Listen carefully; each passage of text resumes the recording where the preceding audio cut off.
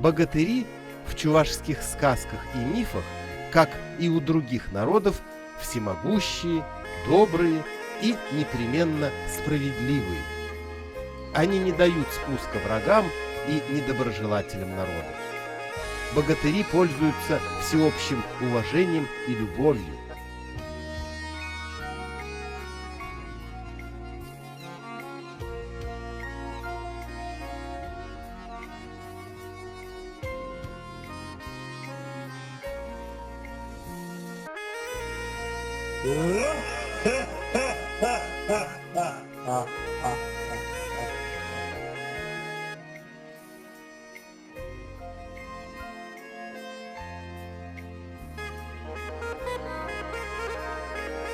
Иногда им тоже нужна помощь.